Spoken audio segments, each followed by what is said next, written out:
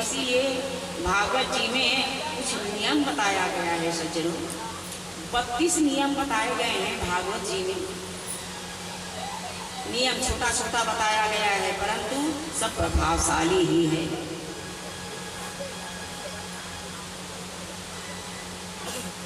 भगवान के मंदिर में जाते हैं, ये भी मंदिर है भगवान की, ध्यान से सुनिए।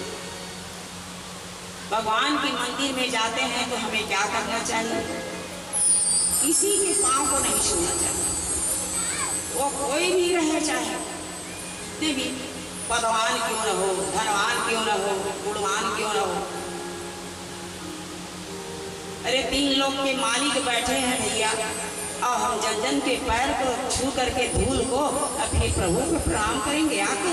बताओ, साफ वर्जित है। मैं नहीं कर रही हूँ, मैं वर्जित नहीं कर रही।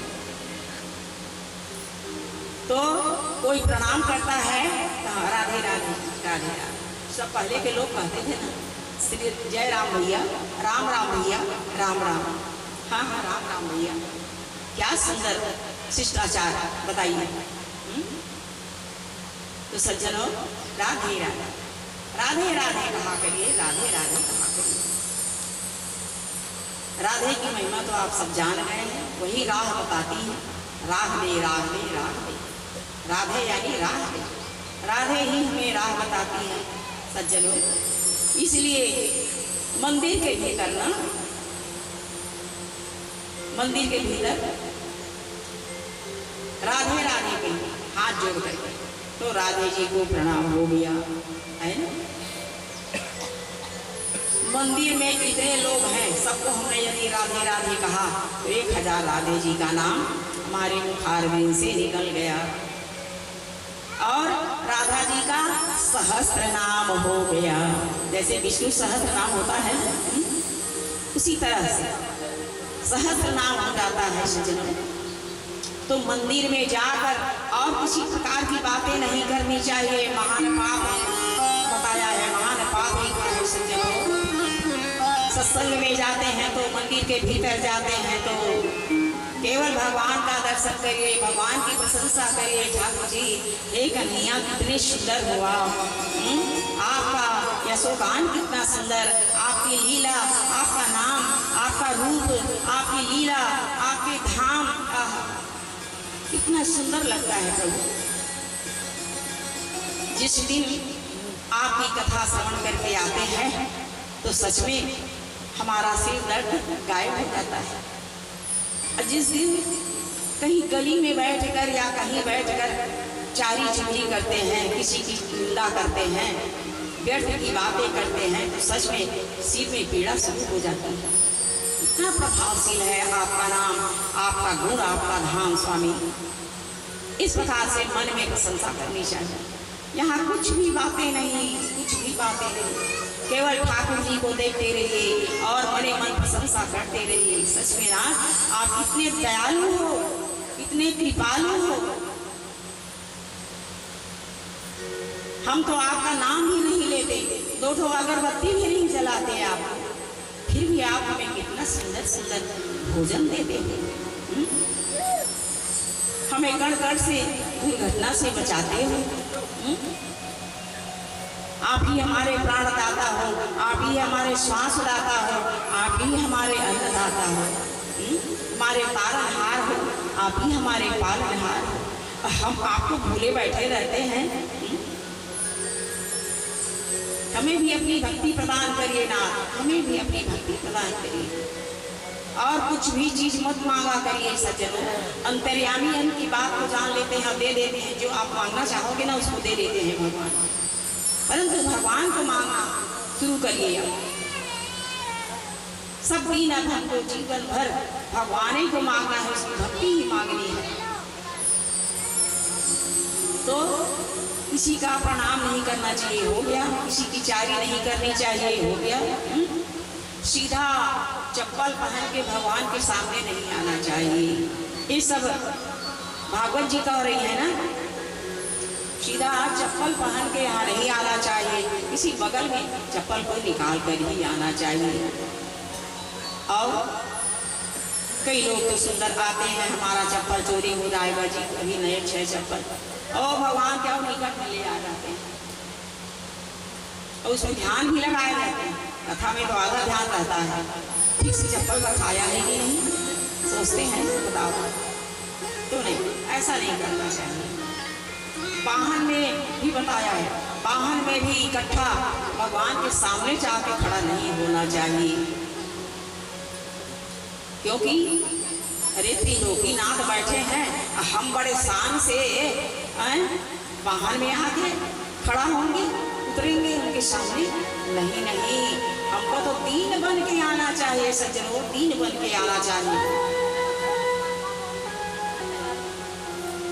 हम दीन है स्वामी, आप दाता हैं, हम भिखारी हैं, दाता एक राम, भिखारी सारी दुनिया, तो दीन बन करके आना चाहिए। अच्छा, फिर बताया सिर में भले एक रुमाल को डाल कर कथा सुननी चाहिए सज्जनों, खाली सिर कथा सुनने का विधान नहीं है।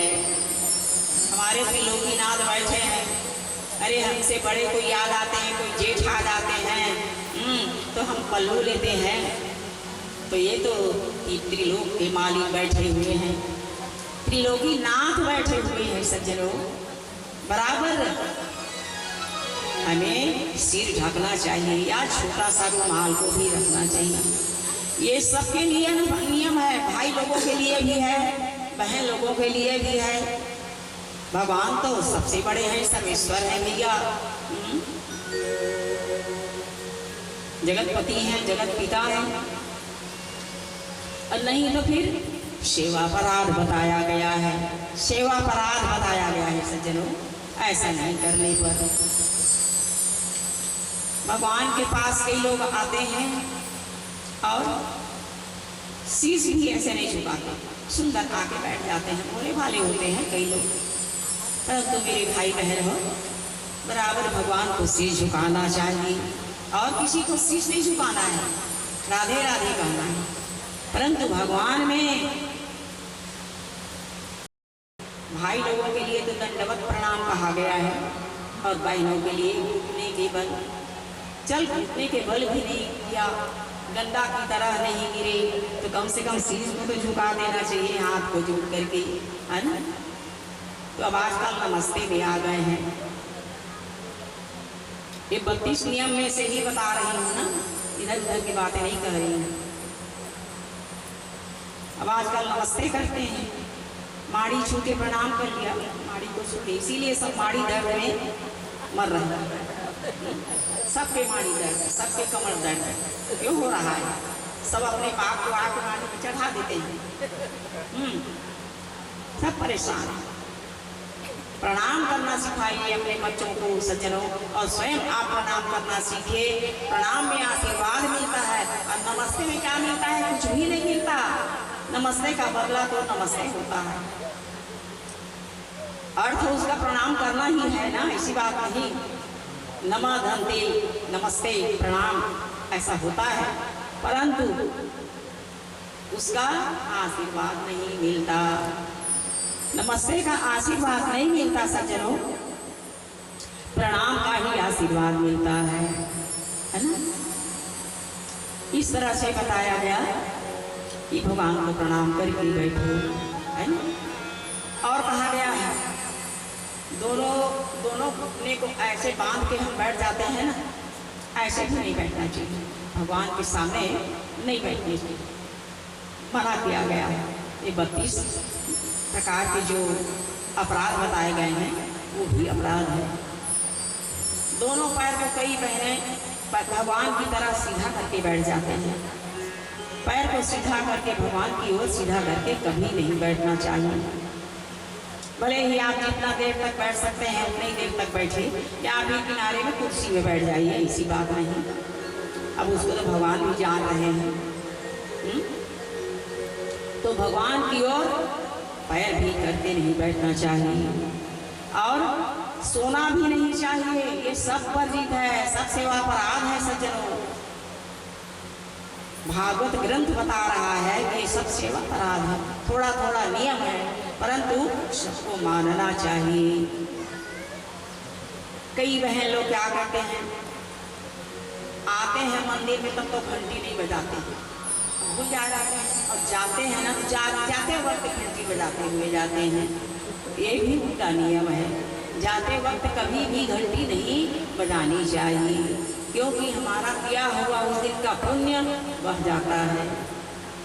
आने के समय घंटी क्यों बजाई जाती है? ये भगवान को सूचना दी जाती है, ठीक है भैया, हे नाथ, हम आपके पास आ रहे हैं, हम आपके दर्शन के लिए आ रहे हैं स्वामी। कितने भाग्यशाली हैं, देखो तो आज हम आपका दर्शन करने आ रहे हैं।